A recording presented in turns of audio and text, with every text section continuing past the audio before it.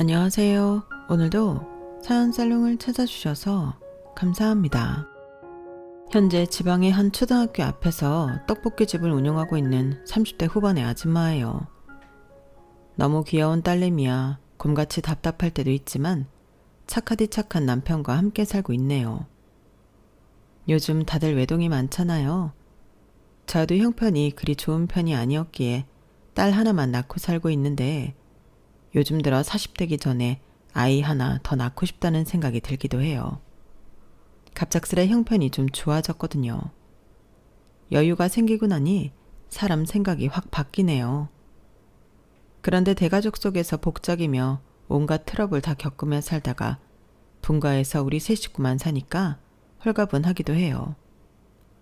시댁이 대가족이었는데 딱 20살에 결혼해서 합가가 당연한 줄 알고 살았었거든요. 지금 제 나이에 결혼했다면 아무리 시궁창에 살아도 남편과 단둘이 분가해서 살았을 거예요. 합가는 진짜 지옥 속에 사는 거나 다름없었거든요. 제가 왜 이렇게까지 시댁에 대해 안 좋게 이야기하는지는 끝까지 들어보시면 이해하실 거예요. 답답했던 제 심정을 말이죠. 어둠의 터널을 지나 현재 광명을 찾았어요. 그렇게 고통스러웠다면 원인 제공을 한 시댁과 연을 끊고 사는 게 어떠냐고요? 중간에 시모와 연을 끊고 살던 시절도 있었어요. 저희 딸내미가 태어나던 시점부터였던 것 같아요. 그때 에피소드를 생각하면 진짜 시모를 고소라도 하고 싶다니까요. 그놈의 무속이 뭔지 무당한테 날짜와 시를 받아와서 제왕절개 시일을 정했는데 무슨 공장도 아니고 사람 생명이 그렇게 칼각을 지켜서 탄생하나요? 그 전에 낳으려던 걸 시모가 무당이 말한 날짜에 낳아야 한다며 바득바득 우기고 쌩 난리를 쳤다니까요. 그 덕분에 전 죽을 뻔한 고비를 넘겼고요. 이 정도면 제가 시모와 연 끊을 만하죠. 무속이며 무당 때문에 제 인생에 한이 맺힌 게 그게 처음이 아니었어요. 제 친정 아빠도 무당 여자한테 넘어가서 전 재산 다 넘기고 우리 가족을 하층민으로 전락시켜버렸죠. 이러니 제가 무당, 시댁, 시모 이야기만 나오면 거품을 물고 쌈딱 모드로 변하는 거예요. 내가 하도 당한 게 많으니 더 이상 그들에 의해 내 돈 안 뺏기고 피해 입지 않으려고 말이죠. 시댁 구성원 중 시모만 절 괴롭혔다면 그나마 낫겠네요. 개날라리 시누이와 대학물 좀 먹었다고 절 하대하던 동서는 또 어떻고요. 그나마 착한 남편과 제게 처음부터 잘해주셨던 시부가 있어서 그 집에서 버틸 수 있었던 것 같아요. 남편까지 나쁜 놈이었다면 신혼 때 당장 이혼하지 않았을까 싶네요. 남편은 앞으로 그들을 보고 살지 안 보고 살지는 저보고 결정하래요. 하지만 전 그들에게 메롱메롱 실컷 놀리면서 당당하게 살아가려고요. 더 이상 시댁 것들에게 기죽을 필요가 전혀 없거든요. 경제적 여유가 생기고 나서부터 심적인 여유가 생겨났네요. 어깨가 펴지고 깡이 생깁니다. 역시 사람은 주머니에 돈이 좀 있고 봐야 하나 봐요. 지금까지 제가 언급한 내용만 봐도 참으로 환장할 삶이었죠. 제 인생을 오늘 탈탈 털어보려고 해요. 그래야 깔끔하게 새 출발할 수 있을 것 같아서요. 제 인생의 새로운 챕터를 열어가며 한 번쯤 정리할 기회를 주셔서 감사해요. 새로운 삶의 출발을 우리 사연살롱 구독자분들과 함께 할게요. 그럼 지금부터 시작해 볼게요. 엄마라는 단어를 떠올리면 눈물부터 납니다. 죽는 그날까지 진짜 생고생 많이 하며 사신 분이거든요. 마음고생, 몸고생 다 말이죠. 저희 친정이 원래 못 살았던 건 아니에요. 엄마 아빠 둘 다 고졸의 학력으로 읍내에 위치한 조그만 회사에서 맞벌이하고 계셨거든요. 두 분 다 착하고 성실하신 분들이라 착하게 돈 모으며 정상적인 가정을 영위할 수 있었죠. 물론 두 분 다 흙수저 출신이라 엄청나게 아껴 쓰는 습관은 몸에 탑재돼 있었어요.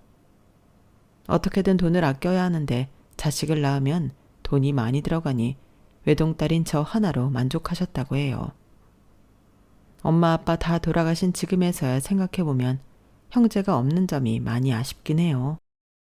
이 세상에서 가족이 한 명도 없어졌을 때 저 혼자인 게 두렵기도 했었거든요. 한편으론 요즘 사람들이 아이를 많이 안 낳는 게 이해가 돼요. 예전과 다르게 요즘엔 사교육까지 엄청나게 시키니 아이 하나 키우는데 돈이 얼마나 많이 들어가겠어요. 학원 하나 보내려면 과목당 3, 40만 원은 그냥 들어가더라고요. 물가는 하늘 높은 줄 모르고 치솟고 말이죠. 아휴, 요즘 사과 하나 살래도 너무 비싸서 참 망설여지잖아요. 집값은 또 어떻고요. 내 수입은 그대로인데 물가만 미친 듯이 올라가니 망연자실인 요즘이죠. 어쨌든 그리도 알뜰했던 부모님을 따라 덩달아 저도 일회용 플라스틱 수저 하나도 씻어서 다시 쓰곤 했어요. 그렇게 허리띠 졸라매며 지내는 게 당연한 줄 알고 살았죠. 그 덕분인지 부모님은 시장에 통건물은 못 사도 시장통에 점포 한 칸을 사서 월세까지 받을 수 있었어요. 남들이 보기엔 아무것도 아니게 보일 수 있어도 무자본 밑바닥에서 시작해서 실로 엄청난 성과였죠. 엄마 아빠가 같이 회사 다니면서 월급을 따박따박 저축했기에 가능했을 거예요. 그런데 그 조그만 회사가 IMF 직격탄을 맞고 망해버렸어요. 엄마, 아빠, 그리고 저까지 우리 가족의 충격은 이루 말할 수 없었죠. 특히 우리 집은 엄마보다 아빠가 마음이 더 여린 편이었는데 아빠가 완전히 망연자실해서 정신을 못 차리시더군요. 심지어 우리 모녀 앞에서 곡을 하며 울기까지 하셨죠. 아이고, 어떡하면 좋으냐. 갑자기 회사가 망하다니 이게 웬일이야. 우린 이제 어떻게 살지 여보? 유진아, 우린 이제 망했어. 다 망했다고. 엄마가 정신 못 차리며 슬퍼하던 아빠를 제지하고 나섰어요. 엄마는 그래도 아빠보다는 현실적이고 좀 다부진 성격이었거든요. 유진 아빠, 세상 망했어요? 남자가 그깟 일로 눈물 질질 짜긴? 뉴스 보니 IMF 와서 우리나라는 거의 다 망한 것 같지만 길거리 나가봐요. 사람들 하하호호 웃고 사는 건 여전하다고요. 게다가 우리는 점포 하나에서 월세가 계속 나오고 있잖아요. 쥐꼬리만 하지만 그 돈으로 우리 세 식구 밥 못 먹고 살겠어요?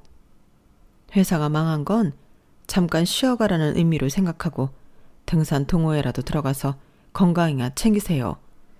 난 가만히 있으면 좀이 쑤시는 타입이니 동네 돼지 축사에 가서 알바라도 하려니까.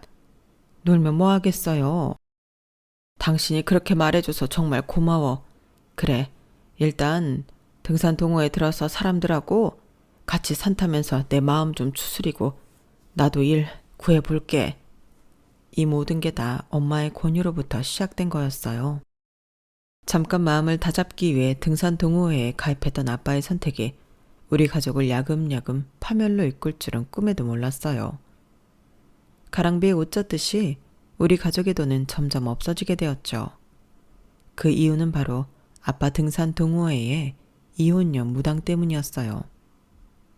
엄마는 돼지 축사에서 열심히 알바하시느라 이 상황을 잘 모르고 계셨어요. 오히려 집에 있는 시간이 많았던 제가 더 잘 파악하고 있었죠. 어느 날부터인가 아빠는 등산하러 나가는데 패션에 엄청나게 신경을 쓰고 심지어 향수까지 뿌리시더군요. 방바닥에 신문지를 깔고 전신거울 앞에서 등산화를 여러 개 신어보며 어떤 게 잘 어울리는지 제게 묻기도 했어요. 유진아, 아빠 좀 젊어 보이니? 어때? 네가 신세대니까 아빠를 객관적으로 한번 평가해봐. 아참, 유진이 방에 있는 캡모자 아빠가 좀 빌려 쓰고 나갈게.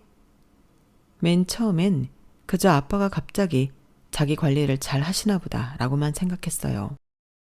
그런데 점점 뭔가 수상쩍더라고요. 급기야 엄마 아빠가 함께 피땀 흘려 모았던 재산이 줄어들기 시작했어요. 엄마도 이 사실을 알아채고는 그때부터 전쟁이 시작되었죠. 당신 이리 좀 앉아봐요.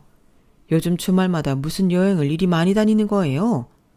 등산 동호회 멤버 전부가 매주 주말마다 단체 여행을 다니는 거냐고요.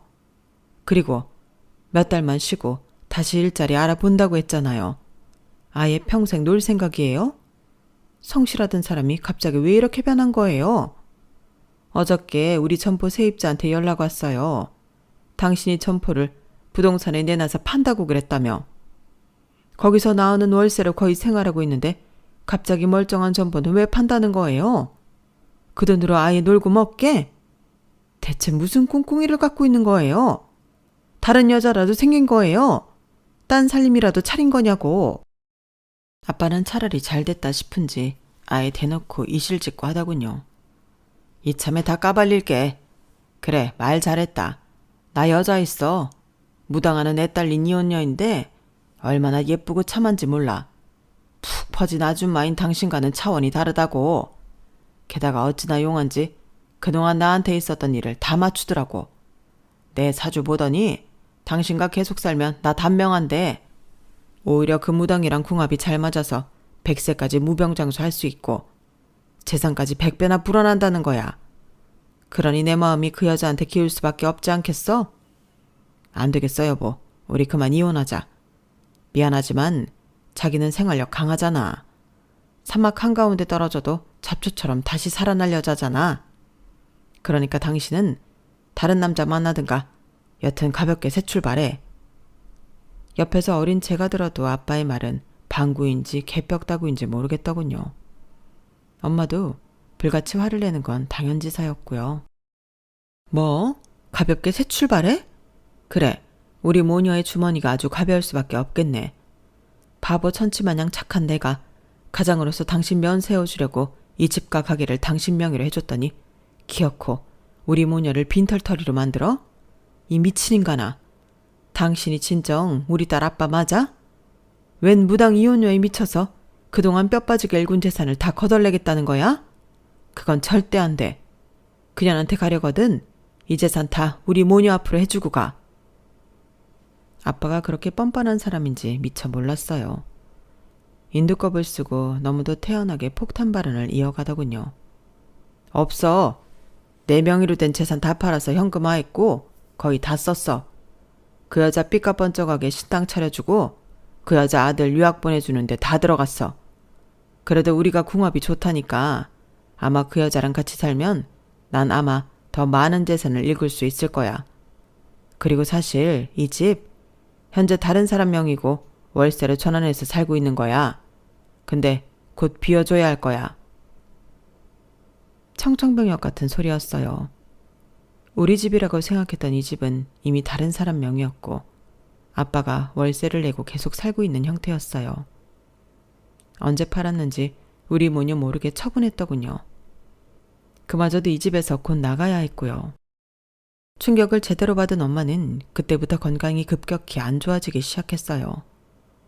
엄마는 그 사람들 잘 살게 해주기 싫다며 이혼 안 해준다고 고집 피웠어요. 하지만 곁에서 지켜보던 제가 이혼하라고 엄마를 부추겼어요. 엄마 옆에서, 아니 우리 가족에서 아빠의 흔적을 다 지워버리고 싶었거든요. 그렇게라도 엄마와 단둘이 새 출발하고 싶었어요. 엄마와 아빠는 결국 이혼을 했고 월세로 전원해서 살던 그 집에서도 당연히 나와야 했어요. 그래도 중산층 정도는 된다고 생각했던 우리 가족이 하층민으로 전락해버린 거죠. 거의 무일푼 상태였으니까요. 그때 한 줄기 빛과 같던 분이 바로 엄마가 알바하던 돼지 농장의 주인 아저씨였어요. 저희 사정을 들으시고는 딱하다며 창고방 하나를 내주신 거죠. 아유 저런. 건강하고 씩씩했던 유진 엄마가 피골이 상접하고 눈빛이 흐려졌네. 유진이까지 이를 어쩌나. 돼지 냄새나는 좁은 창고방이지만 그래도 2명이 누울 자리는 될 테니 여기서 당분간 지내면서 돈 좀 모아요. 알바생으로 시급제가 아니라 월급으로 좀 더 챙겨줄 테니 괜찮지? 돼지농장 사장님의 제안이 너무나 감사한 나머지 엄마는 말도 못 잇고 고개만 푹 숙인 채 울고 있었어요. 제가 나서서 연신 감사하다고 했죠. 정말 감사합니다 사장님. 오갈 데 없는 저희 모녀를 살려주셔서 정말 감사해요. 이 은혜 잊지 않고 저도 엄마를 도와서 열심히 일할게요. 어린 것이 참 말도 예쁘게 하고 참으로 효녀구나. 그래 가끔 시간 나면 아저씨 도와서 일하면 너한테도 용돈 주마. 돼지농장은 사장님과 갓 20살이 된 사장님 아들이 주축이 되어 운영되고 있었어요. 그 아들 이름은 이찬수였는데 공부에 별로 흥미가 없어서 대학을 안 가고 아빠 일을 돕고 있다더군요. 찬수 오빠 아래로 남동생과 막내 여동생이 있는데 남동생은 공부를 꽤 잘해서 이 일은 안 시키고 여동생은 하도 날라리라 집에서 손 놨다고 하더라고요. 사장님 부인은 없는 줄 알았어요. 이혼했거나 사별하신 분인 줄 알았어요. 돼지 농장에 코빼기도 안 비쳤거든요. 근데 사장님 부인이 몇 개월 만에 한 번씩 나오긴 하더라고요. 그러면서 창고방에서 기거하며 일하는 우리 모녀를 보며 모욕적인 말을 서슴없이 했어요. 아니 여보, 저런 거지 같은 모녀를 왜 창고방에서 지낼 수 있게 해주는 거예요? 관리비는 받고 있어요? 최소한의 관리비는 받아야 할 거 아니에요. 여기가 기숙사야 뭐야? 돼지 똥내 나는 창고방에서 잠이 오니? 하긴 생활 수준 뻔하지. 여기도 감지덕지겠지 뭐. 그 아줌마의 인성이 참 쓰레기같이 느껴졌어요. 혹여나 잘릴까봐 그 아줌마한테 아무 말 못하고 속만 끓이는 엄마를 대신해서 제가 질러버렸죠. 아주머니, 여기서 저희가 돼지 잘 키워주는 덕분에 잘 먹고 잘 사는 거 아닌가요? 사장님과 찬수 오빠도 냄새나는 돼지 축사에서 같이 일하고 있는 거 안 보이세요? 아주머니는 주인도 아닌가 보네요. 코빼기도 잘 안 비치신 걸 보면. 뭐야, 저 조그만 계집애가 못하는 말이 없네. 아주 싸가지가 바가지구나. 여보, 저 거렁뱅이들 당장 잘라버려요. 다른 일꾼들 세고 셌잖아요. 괜히 와서 쌈딱처럼 쌈이나 걸고 있는 자기 와이프를 한심하게 바라보던 사장님이 한마디 했어요. 에휴, 저놈의 옆에 내는 아주 주둥이만 맨날 나불나불 살림이고 돼지 농장 일이고 제대로 할 줄 아는 건 하나도 없으면서 맨날 구판에 돈이나 쓸어 다니고 말이야. 아주 무속에 환장한 옆에 내 같으니라고. 여기서 괜히 일 열심히 해주고 있는 고마운 직원들에게 격려는 못해줄 망정. 뭐? 누굴 쫓아내? 내가 내 집에서 당신 쫓아내기 전에 가만히나 있어. 돼지 농장에 일 도와주러 온 사람들이 또각구들을 왜 신고 와? 으휴, 내 팔자야. 저런 옆에 내를 와이프라고 데리고 살고 있자니 우라통이 치민다 정말. 얼른 집에나 쳐 들어가. 사장님 와이프는 깨갱하고 집으로 돌아갔어요. 우리 편을 들어준 사장님께 정말 고맙더군요. 사장님은 언제나 물심양면으로 우리 모녀를 도와주는 분이었어요. 몇 년이 흐르고 축사 생활에 완전히 익숙해질 때쯤 제 삶에 고비가 연달아 닥쳐왔어요. 학교에서 돌아와 엄마 일을 돕고 있는데 우리 가족에 대해 속속들이 알고 있는 마을 이장님이 달려오시더군요. 유진 엄마, 유진아, 아이고 일을 어쩐다냐? 듣자 아니 네 아빠가 3살림 차린 그 여자랑 서울로 차 타고 나가다가 고속도로에서 트럭에 받쳐 그 자리에서 아작나고 말았단다. 아주 그냥 뼈까지 갈렸나 봐. 일을 어쩌냐 어째. 그 소식을 듣고는 엄청나게 놀라긴 했지만 미친 듯이 슬프진 않았어요. 차분하게 이장님께 되물었어요. 그래서요 이장님, 우리 아빠 돌아가신 거예요? 아이고 그래. 그 자리에서 차에 탄 사람 다 죽었단다. 왜 그 여자가 아들도 하나 있다고 했잖냐? 그 셋이 싹 다 죽어버렸대. 전 눈물이 안 났지만 엄마는 어깨를 들썩이며 흐느끼더군요. 유진 아빠, 결국 몇 년 만에 이렇게 될 걸. 내 옆에 있지. 왜 험한 곳에 가서 험한 꼴을 당해 왜? 전 충격을 받은 엄마를 다독이며 위로해드렸어요. 엄마, 이제 아빠는 더 이상 우리 가족 아니라고 그렇게 여기며 살자고 했었잖아요. 너무 슬퍼 말아요. 내 곁에 엄마만 있으면 돼. 다 필요 없어. 그게 제 진심이었어요.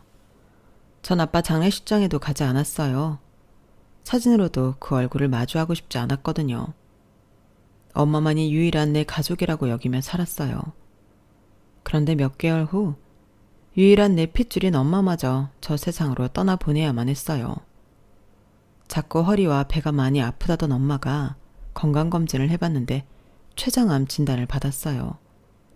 그것도 말기에 가까웠기에 손쓸 방법이 거의 없었죠.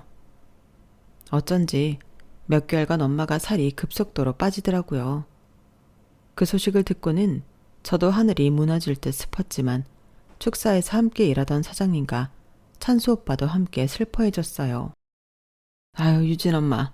이제 유진이랑 행복할 일만 남았는데 유진이 20살 되는 해에 이게 무슨 일이고. 내 탓도 크네.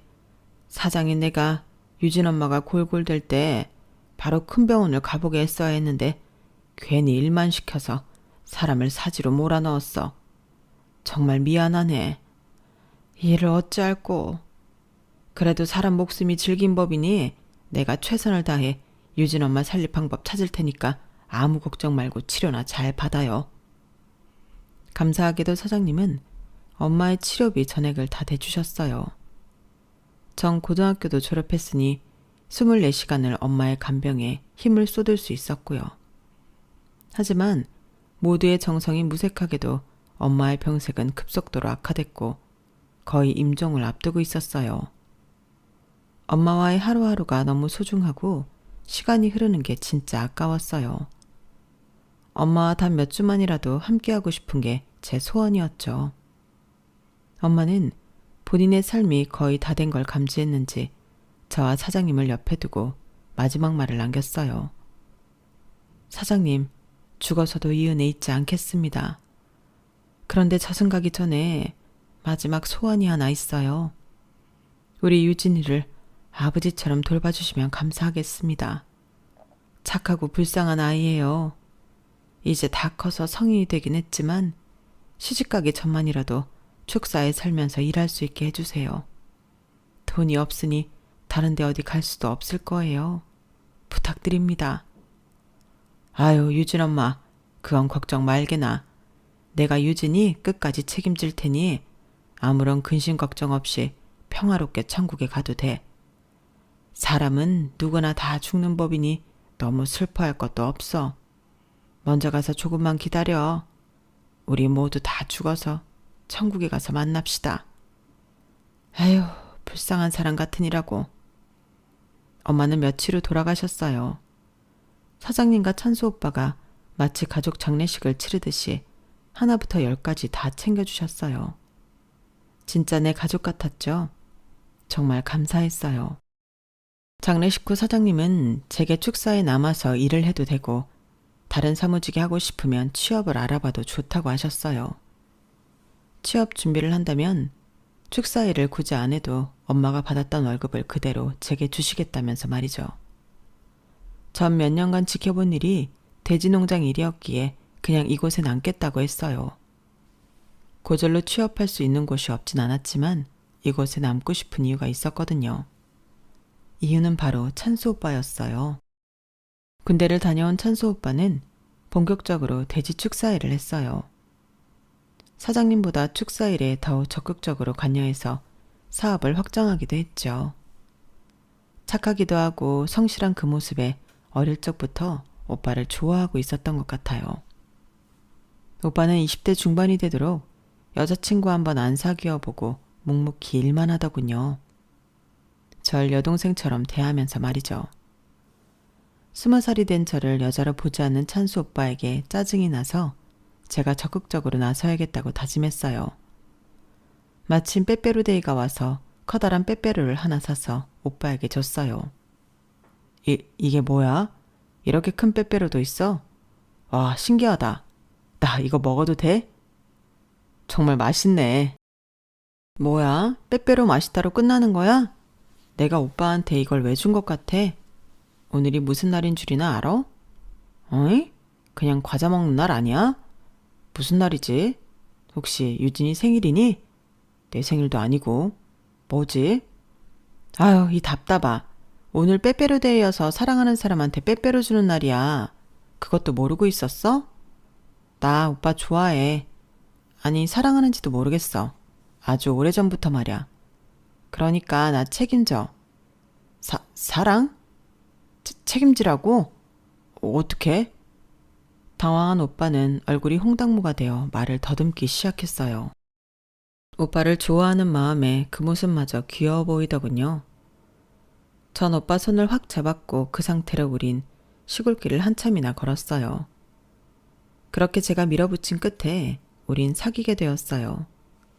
찬수 오빠가 절 진짜 좋아해서 사귀었는지 아닌지는 잘 모르겠지만 책임감 강하고 착한 찬수 오빠는 저에게 정말 잘해주었어요.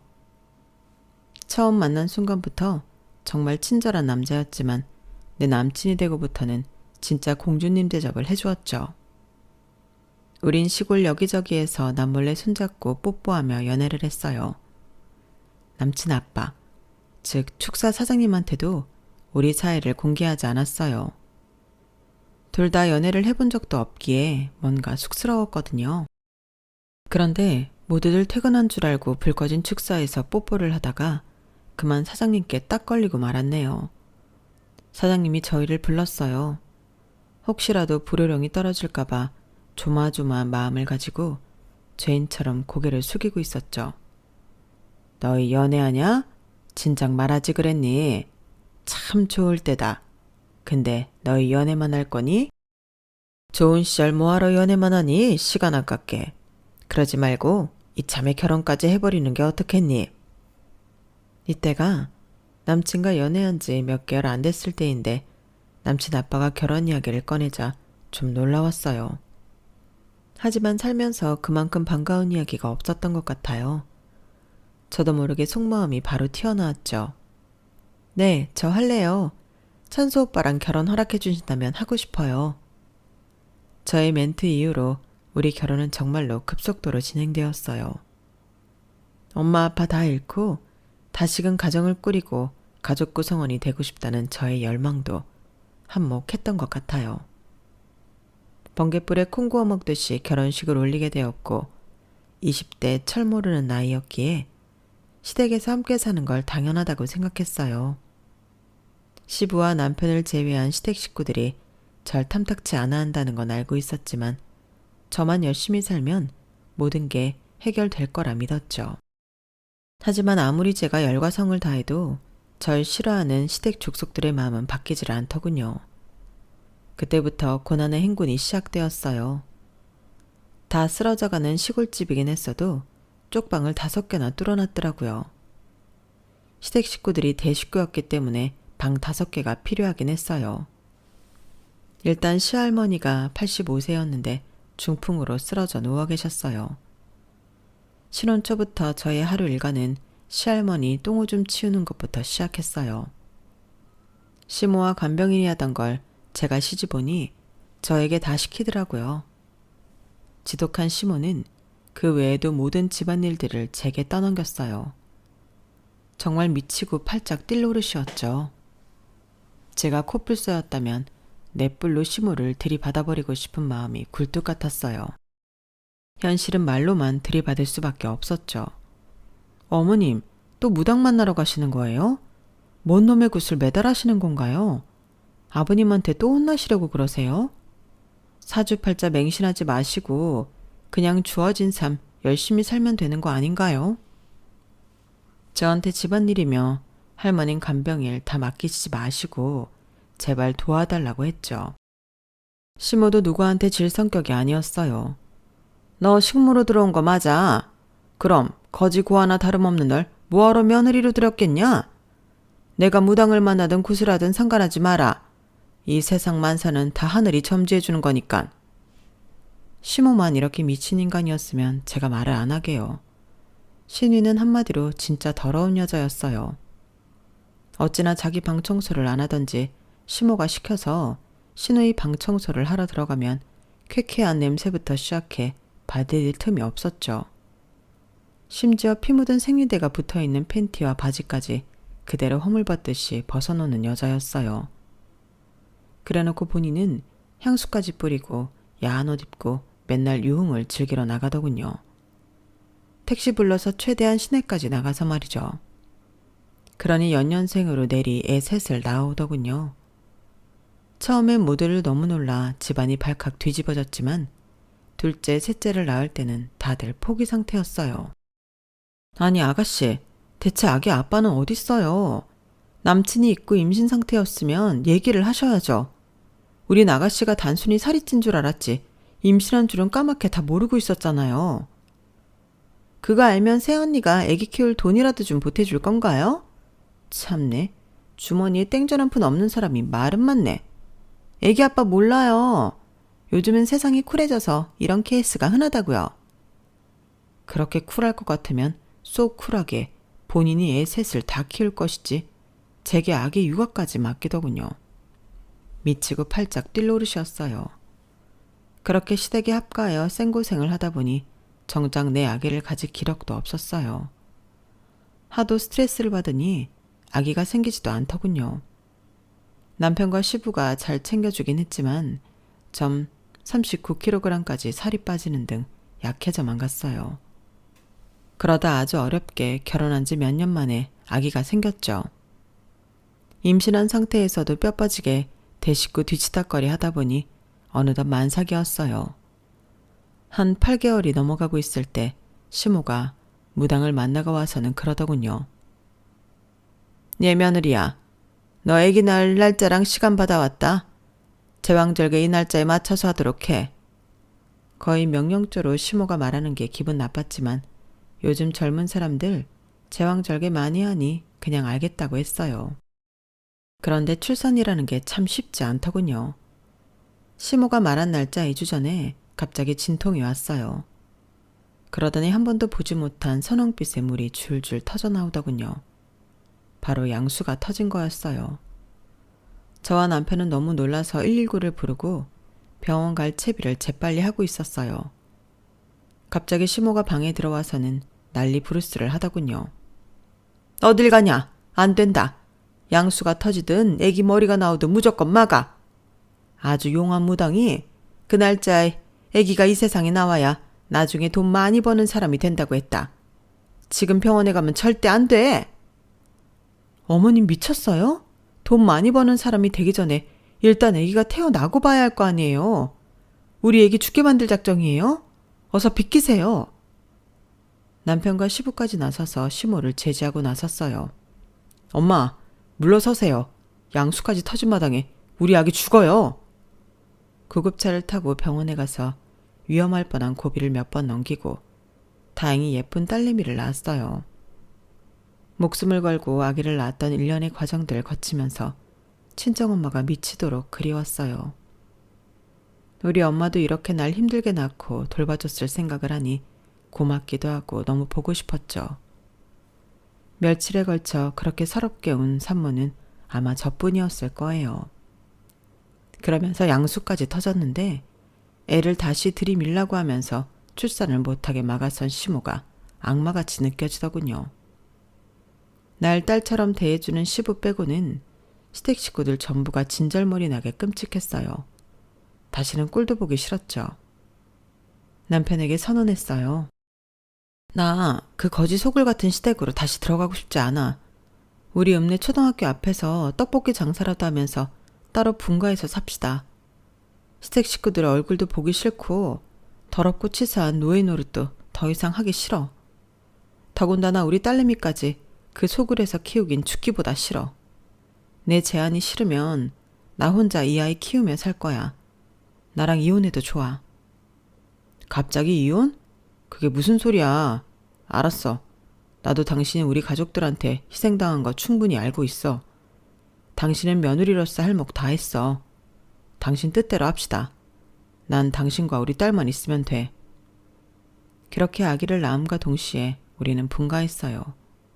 그리고 시댁과 연을 끊었어요. 제 뜻대로 초등학교와 중학교가 있는 곳에서 떡볶이 가게를 하며 생계를 유지했어요. 다행히 장사가 잘 되어 월세에서 전세로 집도 옮길 수 있게 되었어요. 한 5년 만에 말이죠. 그 5년 동안 시댁에서 오는 모든 연락은 다 씹었어요. 시부한테 오는 연락까지 받지 않았어요. 시부한테는 너무 죄송했지만 시부 입을 통해 시댁 이야기를 간접적으로 듣는 것조차 싫었거든요. 시댁과 연을 끄는 그 5년이 너무 자유롭고 평화롭게 느껴졌어요. 아침부터 저녁까지 아이를 돌보며 일을 병행해도 힘든 거 하나도 모르겠고 인생의 꿀맛처럼 느껴지더군요. 사람한테 스트레스 안 받는 게 이토록 중요한지 몰랐네요. 그렇게 시댁을 잊고 살고 있는데 시부가 떡볶이 가게로 찾아왔어요. 그리고는 봉투를 하나 내밀면서 눈물까지 비쳤어요. 이 아이가 우리 손녀니? 이름이 뭐니? 너무 예쁘구나. 유진아, 네가 내 전화 그동안 안 받은 거 다 이해한다. 그런데 지난 5년간 우리 집에 많은 일이 벌어졌어. 중풍으로 누워있던 우리 어머니는 돌아가셨고 애 셋 낳고 말썽 부리던 네 시누이는 애들 데리고 집을 나가버렸어. 네 시애미도 무당집에 가는 일을 좀 줄인 것 같아. 내가 하도 뭐라 하니깐 말이야. 서울서 대학 다니던 네 시동생이 취업해서 결혼한다고 여자를 데려왔더구나. 네 동서들 아가씨가 우리 집안 내막을 잘 모르니 큰형 내외인 너희 부부가 이제 다시 왕래도 하며 이번 결혼식에 좀 와주면 어떨까 하고 찾아왔다. 그동안 돈 벌고 아기 키우느라 참 힘들었지? 얼마 안 되지만 이 돈으로 우리 손녀딸 예쁘게 키우는데 보태 쓰도록 해. 어쨌든 시애비로서 참으로 면목이 없구나, 유진아. 봉투든 뭐든 시부가 울면서 말하니 저도 눈물이 펑펑 쏟아졌어요. 아버님, 그동안 연락도 안 드리고 저도 참 죄송했어요. 저한테 친아버지 이상으로 잘해주신 분인데 은혜를 모르고 살았네요. 아버님 말씀대로 할게요. 앞으로 우리 찬이 크는 것도 보여드리고 할게요. 시댁 식구들에 대한 앙금이 사라진 건 아니었지만 애기 엄마가 된 저는 더 이상 예전에 연약했던 서유진이 아니었어요. 시댁 식구들을 상대할 수 있다고 믿었어요. 스트레스 받지 않을 자신이 있었죠. 물론 저의 오판이었지만 말이죠. 그래도 좀 괜찮은 여자가 동서로 들어왔다길래 안심하고 있었어요. 저도 형님으로서 잘해주려고 생각하고 있었죠.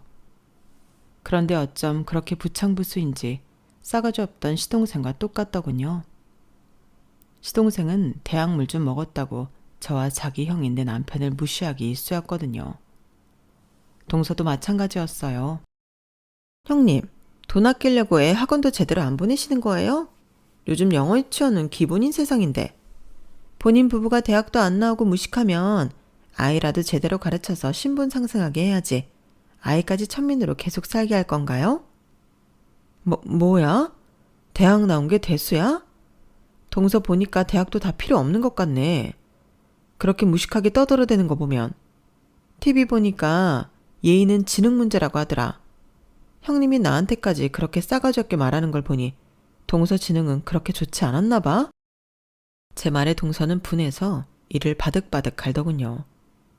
동서와 시동생은 결혼 초기부터 우리 부부와는 상극이었어요. 그때마다 그나마 시부가 저희 부부 편을 들어주었어요.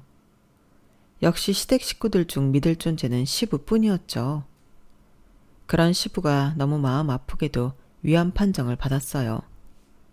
그동안 시부도 돼지 축사일만 하느라 본인 건강을 돌보지 못했던 거죠. 전 친정엄마를 암으로 잃었던지라 시부까지 암으로 떠나보낼까봐 마음이 조마조마하더군요. 시부가 수술을 한다기에 일을 하는 제가 할 수 있는 건 수술비를 보태는 것밖에 없었어요. 일단 돈 500만 원을 시모 계좌로 붙였어요. 그러고도 마음이 안 놓이더군요. 심성 안 좋은 시모가 간병을 정성스럽게 할 리가 없었기에 단 며칠만이라도 제가 직접 간병하고 싶어 간단히 짐을 싸들고 병원으로 갔어요. 수술 준비를 위해 입원해 있는 시부가 절 보고 반기며 웬 서류를 주더라고요. 유진아, 바쁜 네가 나 간병해 주려고 이렇게 찾아와줘서 너무 고맙다. 나한텐 그 어느 가족보다 네가 최고다. 위암 수술이 어떻게 될지는 잘 모르겠지만 전반적으로 몸이 너무 약해진 게 느껴져. 아무래도 오래 살지 못할 것 같아. 내가 네 시엠이나 다른 자식들이 워낙 돈을 펑펑 써대니까 그동안 모아놓은 돈을 밝히지 않고 있었는데 그래도 꽤 된다. 너도 알다시피 돼지 축사일이 잘 돼 왔잖니. 그 돈으로 너희 떡볶이 가게가 있는 건물을 사려고 하고 있다. 너희 부부 공동 명의로 말이야. 그쪽 동네 부동산에 알아보니 마침 매물로 나왔더라고. 그 위에도 점포가 꽤 되니 월세 받으면 찬이 키우면서 넉넉하게 살 수 있을 거다. 건물 사고 남은 현금도 모조리 너희 부부에게 물려주고 싶어서 유언장에 다 써놨어.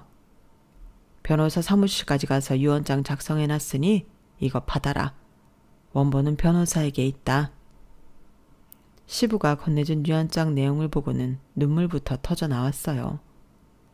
저와 시부는 부둥켜 안고 같이 한참을 울었죠. 시부의 수술이 마무리되었지만 의사에 의하면 암이 너무 많이 퍼져서 예후가 좋지 않다더군요.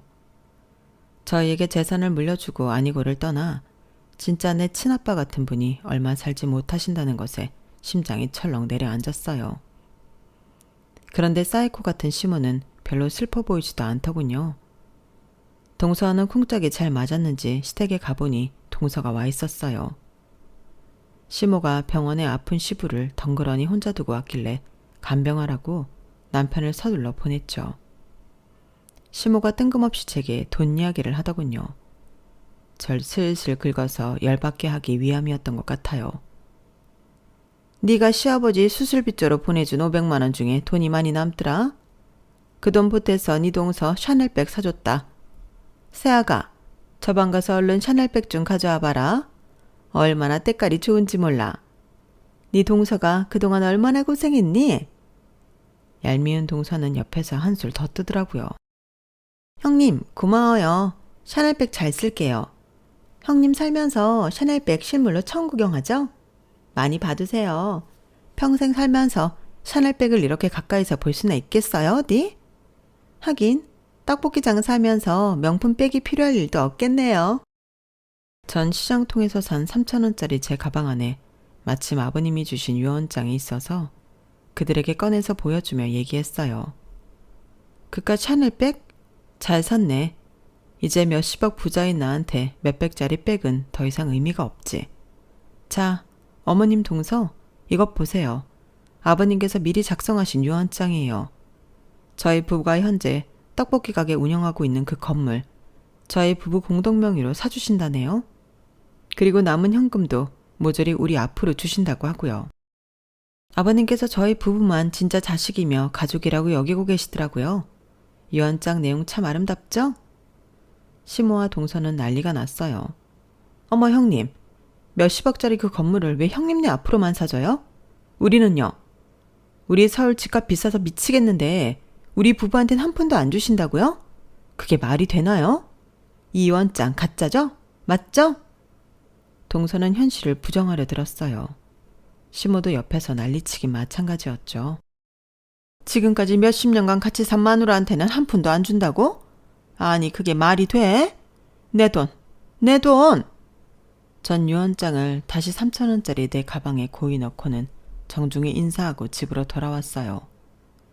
제 뒤통수에 대고 온갖 비난과 저주를 퍼붓는 그들을 뒤로하고 말이죠. 마음속으론 그들에게 뻑큐라도 날리고 시댁을 나오고 싶은 심정이었죠. 그만큼 통쾌했어요. 하지만 너무 안타깝게도 시부는 급속도로 증세가 악화돼 몇 달 만에 돌아가시고 말았어요. 그 전에 진짜 말씀하신 대로 다 실행하고 돌아가셨어요. 덕분에 우린 건물주가 되었지만 여전히 떡볶이 가게를 운영하고 있네요. 한결 가벼운 마음으로 여유 넘치게 말이죠. 곳간에서 인신난다고 손님들에게 전보다 더 푸짐하게 챙겨드리니 장사도 더욱 잘 되더군요. 물론 직원 여럿 고용해서 수월하게 장사하고 있네요. 시댁 식구들은 어떠냐고요? 이번엔 인연 끊지 않고 보란듯이 저희 잘 사는 모습을 보여주고 있어요. 저 괴롭히고 무시했던 시댁 식구들한테 복수하는 마음으로 말이죠. 앞으로도 우리 가족 열심히 행복하게 잘 살려고요. 그게 바로 최고의 복수인 것 같아요. 사연살롱 구독자분들, 우리 건강하게 천수만수 누리면서 웃으며 행복하게 살자고요. 그게 여러분들에게 스트레스 줬던 족속들에 대한 최고의 복수니까요. 모두들 화이팅입니다. 여러분, 사연 댓글에 응원과 현명한 조언 부탁드려요. 좋아요와 구독은 저에게 큰 힘이 됩니다. 오늘도 좋은 일 가득하세요.